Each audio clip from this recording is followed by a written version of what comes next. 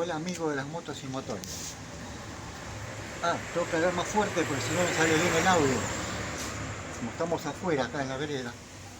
Este, este tema es un tema importante. Yo tenía, hace ya muchos años atrás, un Ford Sierra. Yo busco autos cómodos porque yo soy grande, soy alto. Y el Ford Sierra es un buen auto. Lo fue. Y tenía un problema. Tenía un problema en el cilindro 4. Tenía una falla. Si bien no era mal, no estaba muy desparejo como regulaba, pero tenía una falla. Andando no se notaba nada, andaba perfecto. No había consumo de aceite, nada, pero tenía esa falla cuando regulaba. Y si uno iba al escape, atrás sentía algún venteo. O sea, por el escape oíamos un fu, fu, fu, fu, fu, fu, fu, fu, fu, fu, así, ¿no? Y yo me acuerdo, los mecánicos, en la época que yo era un pibe, en los años 70, si existía el vacuómetro, me parece que no. Y si algún taller lo tenía, era de esos talleres que te cobraban hasta el saludo. Y entonces a esos talleres mucha gente no iba, porque uno ponía un pie adentro y ya te facturaban, ¿eh? Entonces, los mecánicos hacían lo siguiente, vamos a suponer que, a ver, voy a atrapar un caño, supongamos que este es el caño de escape, ¿sí? Entonces ponían un papel, el motor regulando, ¿no? Entonces el papel hace así y de repente hacía como que se pegaba, hacía así y se pegaba de repente, ¿sí? Hacía así y se pegaba. Es algo en fracción de segundos que lo hace. Entonces decían, problema de válvula, asiento de válvula. El cilindro está aspirando aire por el escape. Y a mí me pasó en este Ford Sierra. Entonces, pero ¿cómo? Decía, el cilindro. Entonces, ¿saben cómo lo compruebo? De la siguiente manera. Acá tenemos la tapa del cilindro, ¿no? O sea, está el motor regulando. El motor hace puff, puff. Cada vez que hace esa falla hace puff, puff. Se mueve el motor. No regula parejo. Hace puff, puff, puff. Entonces, con el motor en marcha, desconectamos una bujía. Si sigue haciendo igual, este cilindro no es. Volvemos a colocarla. Probamos en el siguiente. Siempre mirando que el motor haga ese puff puff. Desconecto otra. Si el motor hace puff puff puff, ese está bueno.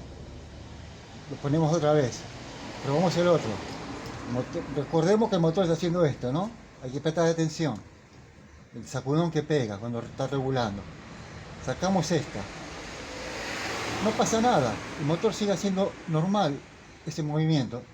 Volvemos a colocar el cable. Notamos que sigue haciendo lo mismo. Entonces es este el cilindro que está mal. ¿Sí? O sea, el 3 es que está mal. Desconectamos el otro. Se despatarrea. ¿No? Volvemos a colocar. Este está andando bien. Porque al no tener chispa es peor. Quedaría como en 2 cilindros y medio, digamos. Porque el otro está fallando. Entonces tenemos el 3 mal. Bueno, yo voy a una rectificadora en esa época, porque yo dije esto, no lo voy a hacer yo, es un trabajo enorme. Y en esa época, estoy hablando ya de hace 7 años atrás, y me dijo 5.000 pesos. 5.000 pesos es una barbaridad. Le digo, no, yo quiero que me hagan solamente el cilindro 4, que es el que falla. Ah, no, acá hacemos todo. Pero si nosotros también, le van a dar una repasadita y lo van a armar y me están cobrando tanto. Sí. Bueno, no les dejé para que lo hagan, digo, lo voy a hacer yo.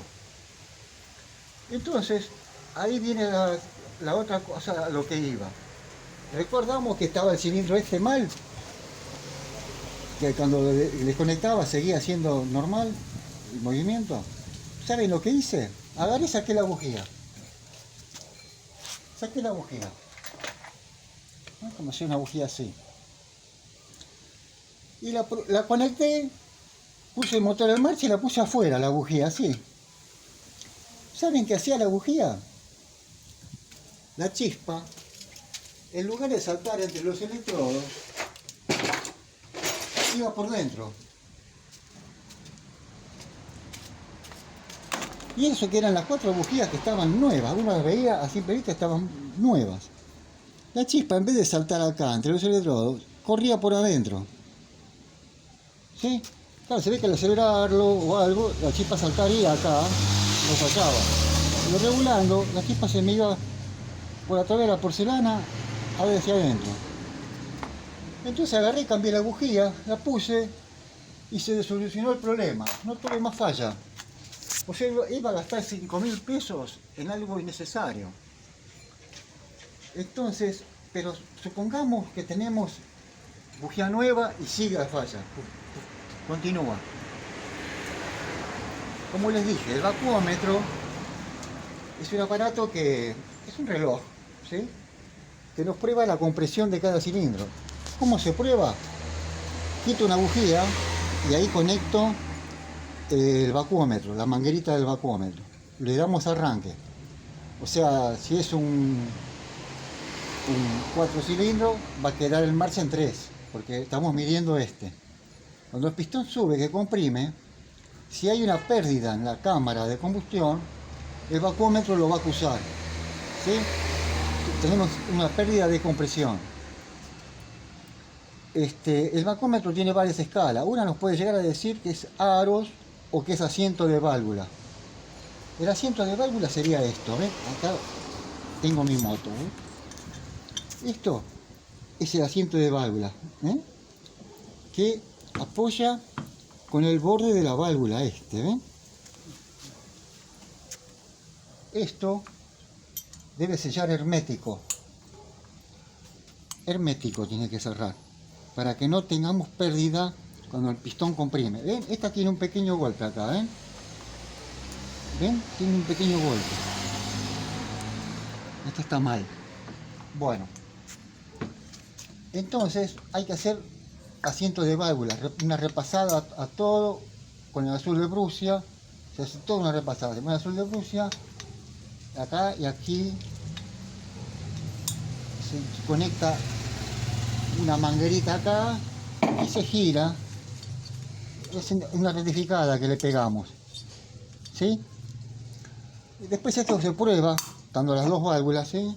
La bujía colocada. Esto es casero, ¿no? Ahí está la otra prueba que es de compresión, que se hace con aire, ¿no? Entonces le agregamos nafta, combustible, ¿no? Y vemos si hay pérdida, si hay pase el combustible, así, sin los resortes, ¿eh? Tiene que sellar, sin hacer presión, ¿eh? Esto sería como si fuese que es una muela cariada, bueno, lo mismo, la misma forma, ¿sí? Entonces, remontándome a mi época, había muy pocos talleres mecánicos, menos en los pueblitos en el interior del país. Y había una solución muy fácil. Esta creo que la inventé yo, porque tenía amigos que tenían el Ford Mercury, motor V8. Ese es más difícil, hay que tener buen oído. Porque a mayor cilindros es más sereno el andar. Entonces se nos complica un poco, va. Después tenía otro amigo que tenía un Chevrolet del 46, una coupé también. Y también tenía un problema así. Entonces le dije, ¿sabes cómo se puede solucionar? Pero es para andar tranquilo, no es para andar corriendo carreras. Si llega a ser poquita la picadura que tenemos, ¿sabe qué hacemos? Agrego 1 litro o 2 litros de aceite en el tanque de combustible y le pongo combustible, ¿no? Lo lleno. Y si lo uso en ciudad, 1000 veces mejor, porque en ciudad el motor anda tranquilo, más sereno. Entonces va a trabajar más húmedo esto y va a quemar aceite. Y el mismo carbón, al salir por el escape, con la válvula abierta que sale, la misma válvula lo va prensando al hollín con el carbón del aceite y lo va sellando. Y va a llegar un momento que lo va a terminar de sellar completamente. Ahora si salimos a la autopista, a la carretera y andamos a 100, 110, 120, se va a descarbonizar, se nos va a ir otra vez el carbón que tengamos. A no ser que salgamos a la carretera, pero ya vayamos tranquilos, ¿no? 80, 90, tranquilos. No va a pasar nada. O sea, automáticamente se soluciona. No es de un día para el otro, va a demorar. Pero va a terminar sellando la fuga que teníamos. ¿Sí? Bueno.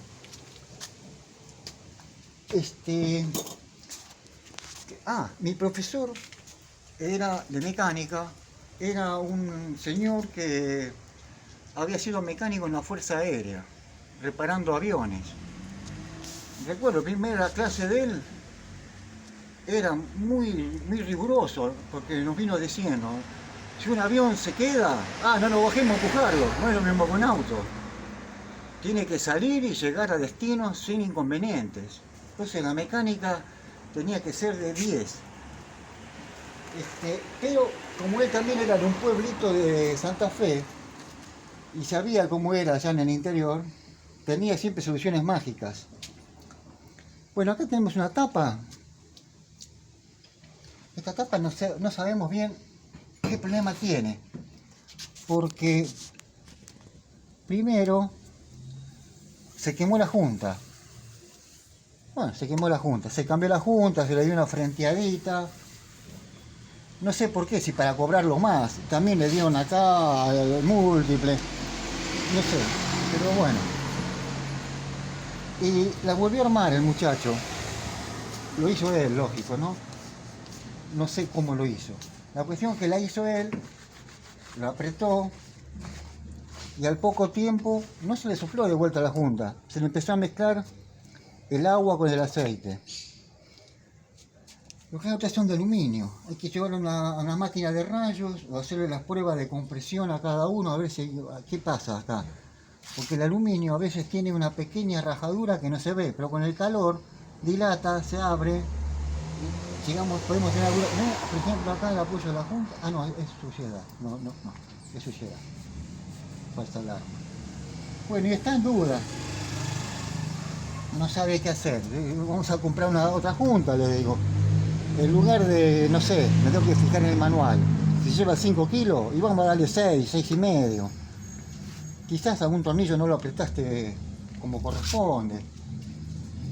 No sabemos qué pasó. Para cómo ahora se encuentra sin dinero también. Gastó, la junta esta está carísima ahora. Antes nosotros comprarla era como comprar un paquete de cigarrillos, no costaban nada. Pero ahora vale un dineral. Bueno. Así que vamos a ver qué hacemos con esto. Bueno, voy a que enfoque acá la cámara unos saluditos que tengo. Por eso les digo, en una moto, si tenemos un problema de válvula, eso es más complicado, porque tenemos un solo cilindro. Un solo cilindro y nos vuelve locos. No lo vamos a poder poner en marcha, nos va a costar, no va a caminar, no va a andar.